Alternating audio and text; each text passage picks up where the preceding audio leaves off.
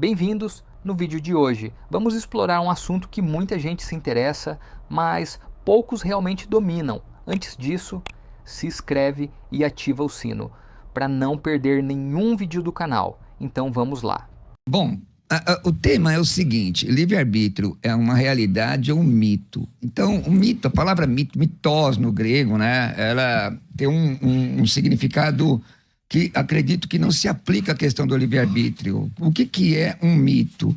Um mito, na verdade, é o fato particularmente que, não tendo sido real, simboliza, não obstante, uma generalidade que se deve admitir. Quer dizer, uma coisa que não é real e muitas vezes até fantástica. E não é isso que a Bíblia mostra. A Bíblia mostra o homem com certeza tendo livre escolha. O que é livre-arbítrio? Livre escolha. Bom, texto bíblico, Bíblia, não é? 1 de Pedro, capítulo 2, versículo 16. Vivam como pessoas livres, mas não usem a liberdade como desculpa para fazer o mal. Então, a pessoa pode escolher entre bem e o mal. A pessoa pode escolher, inclusive, em aceitar a Cristo ou não. Atos 2:21. E aquele que invocar o nome do Senhor será salvo. Romanos, capítulo 10, 9 e 10, fala: se você crê no teu coração, sua boca confessar a Jesus, você será salvo. E uma coisa interessante aqui, que eu quero salientar e posteriormente mostrar uma série de outros textos bíblicos que falam dessa escolha, é que, gramaticalmente, a questão é ativa. Não é? O que é ativo? O sujeito realiza a ação. Realiza ação. E aí talvez nós entremos em alguma questão sobre determinismo ou não, mas vamos lá. O sujeito realiza ação. Ora, aquele que invocar o nome do Senhor será salvo. Quem que realiza ação? O sujeito. Seja ele indeterminado ou não, quem realiza ação é o sujeito, diferente de uma visão passiva, onde o sujeito sofre ação, não é? Então, eu acredito sim que o homem tem livre-arbítrio. Vários textos mostram isso. O texto, por exemplo, 1 de Pedro, capítulo 5, versículo 2, apacentai o rebanho de Deus que está entre vós, tendo cuidado dele, não por força, mas voluntariamente. O que é voluntariamente? Eu posso escolher, eu faço se eu quiser. Então o homem tem livre-arbítrio, livre escolha. Isso não é um mito, não é algo fantástico. Isso para coisas espirituais, inclusive. Também, é óbvio, óbvio. Na verdade, a construção do tema é se é um mito ou não. Bom, ponto, não é um mito. O reverendo já concorda que a pessoa pode escolher, com certeza, não é? Agora, vamos entrar nas questões de eleição e tudo mais, vamos lá. É interessante a colocação, reverendo Nilson, importante. O ser humano foi criado perfeito, mas vamos ficar aqui com o que a Bíblia diz. Ele diz que essa palavra livre-arbítrio não está na Bíblia, não é? Mas a referência sobre ela, o significado dela está. Existe uma palavra hebraica que é nedava, traduzida principalmente por livre-arbítrio, mas também significa livre motivação, decisão voluntária, e é usada 16 vezes em 15 versículos em toda a Escritura, todo o Antigo Testamento. E aí os textos, claro, é óbvio que nós observamos as questões dogmáticas, Catecismo de Westminster, institutas e tudo mais, mas ficando especificamente com a Bíblia, o que a palavra de Deus diz, a palavra revela claramente essa questão do arbítrio mesmo depois da queda. Vamos pegar o Salmo 54, verso 6. Eu te sacrificarei voluntariamente. Darei graças ao teu nome, ó Deus, porque é bom. Ora, óbvio, quem é que convence o homem do pecado, da justiça e do juízo? É o Espírito Santo. O Espírito Santo convence o homem do pecado, da justiça e do juízo. Agora, cabe ao homem aceitar abrir o coração para que realmente possa ser transformado e poder ter uma relação com Deus plausível. Agora, por todo o texto bíblico, você pega lá Êxodo 35, 21, Deuteronômio 23, 23, mostrando que voluntariamente, por decisão própria, o homem escolhe, não é? O ser humano, irmãos, ele não é um ser robotizado. Eu tenho muita dificuldade com essa questão fatalista. Deus determina uns para o céu, outros para o inferno.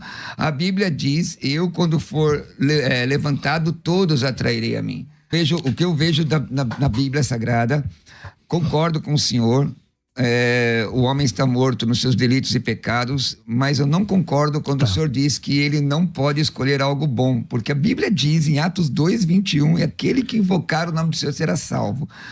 Beleza. Talvez o irmão argumente... A questão é como... Perdão, talvez desculpa. o irmão... Não tem problema, fica tranquilo, tá tudo bem.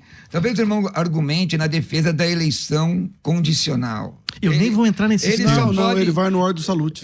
Porque ele vai falar assim, da antes... salvação. Claro, então, sim. E aí, exato. mas aí, quando você faz a defesa... Nós já, inclusive, debati com o Naruzzi sobre isso num outro local contigo. A regeneração não vem antes da decisão. E aí, esse é o ponto que a gente discorda. E aí a questão é bíblica. Exato, eu discordo biblicamente. Quando você diz, não, mas ele é eleito antes da fundação do mundo, eu vou abrir 1 de Pedro 1:2 e vou dizer que essa predestinação se dá segundo a presciência de Deus. Então é uma questão ativa e a outra é passiva. A presciência é passiva. Então o livre-arbítrio existe? Existe. O homem pode escolher servir a Deus? Pode. Está escrito... por ação do Espírito Santo. O Espírito Santo... Aliás, se você já serve a Deus, você pode escolher deixar de servir. Primeira epístola... Você sabe que eu discordo disso. Mas está na Bíblia. A primeira epístola de Paulo a Timóteo, capítulo 4, fala sobre apostatar da fé. Só pode cair da fé quem já está nela. Se você está na fé, você caiu da fé. Paulo, hein? Ele disse assim, em 1 Coríntios 9:27, eu esmurro o meu corpo, reduzo a servidão para que pregando aos outros eu mesmo não venha a ser desqualificado. O próprio Paulo admite a possibilidade de cair. Finalmente? E aí ele coloca lá, Coríntios capítulo 4, Timóteo 4:1, falando sobre apostatar da fé, dando ouvidos a espíritos enganadores. Se você apostatar, você tem que estar nela. O texto que a gente sempre trata aqui com os irmãos calvinistas é Hebreus 6:4, que é um texto complicado, mas é o que está escrito. É impossível, pois, que aqueles que uma vez foram iluminados, então declara que eles foram mesmo, e provaram o dom celestial, e se tornaram participantes do Espírito Santo, e provaram a boa palavra de Deus, e os poderes desse mundo, e caíram. Então, peraí, na lógica da ausência do livre-arbítrio, Deus está de brincadeira, porque Deus... Só para terminar a linha de raciocínio. Perdão. Deus salva o camarada e depois determina que ele caia. E aqui não. E aqui a voz, ela é ativa, é responsabilidade da pessoa.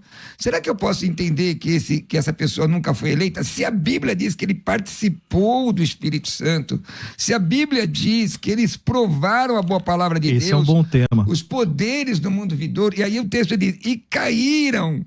Eles caíram.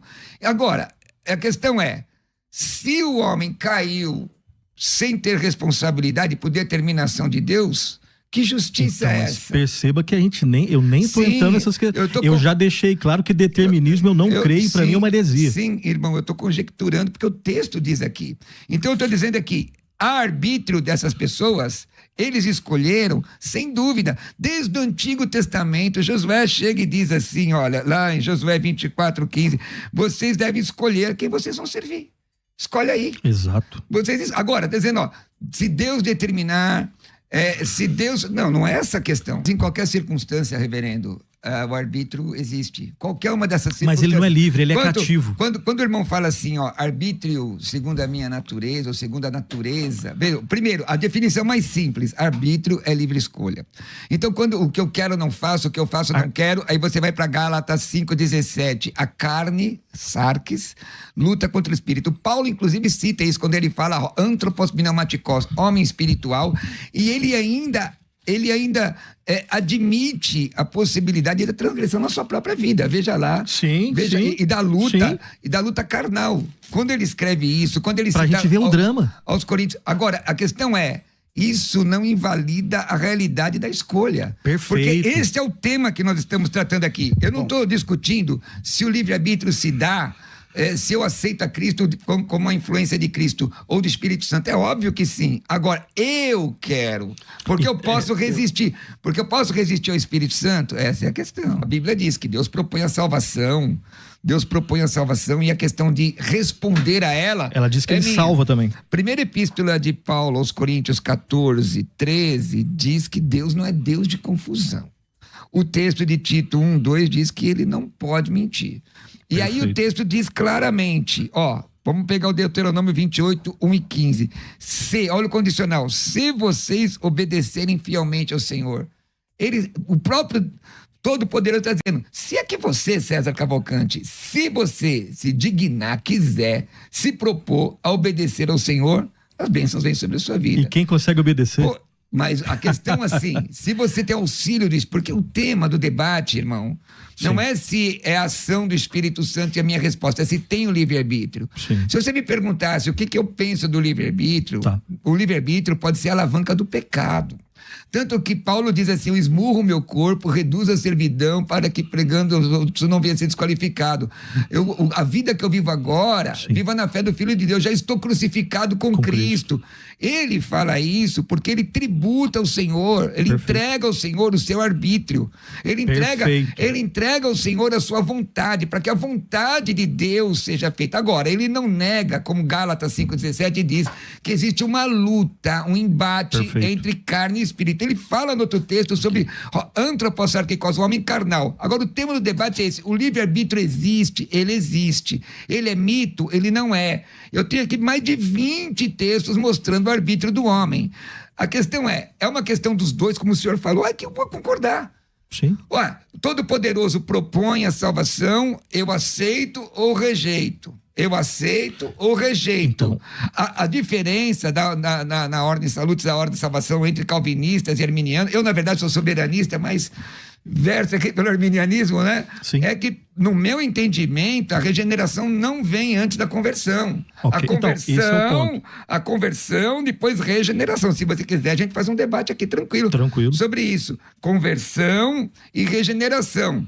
Mas, por exemplo, ele fala um texto de Lucas 7,30, diz, mas os fariseus e os peritos na lei rejeitaram o propósito de Deus para eles. Ora, se o livre-arbítrio não existe, Deus determinou que fariseus fossem perdidos. E não é esse o caso. O chamado de Paulo, não é? Aí nós vamos discutir sobre a questão de um livro que o pastor César cita aí, dura coisa para ti recalcitrar os acordos. Vai. O texto mostra Paulo sendo chamado, respondendo. Ele responde. Porque antes a sua natureza foi mudada. Arbítrio não é. Foi um prazer estar aqui com o reverendo Nilson, um homem espiritual, dá para ver. E eu fico feliz com isso, não é? As nossas diferenças não nos dividem, isso é bom demais. Verdade. O livre-arbítrio é uma realidade bíblica, nota aí 1 Coríntios 9,17, Gênesis 2,17, Gênesis 3,6, Deuteronômio 30,19, Josué 24,15, Josué 24,2, e aí você vai encontrar vários textos, Atos 2,21, Romanos 10, 9, 10, Hebreus 6,4 a 6, enfim, o homem pode escolher andar com Deus ou se afastar dele. A questão eu acredito que existe uma resposta do homem ao convite do Senhor.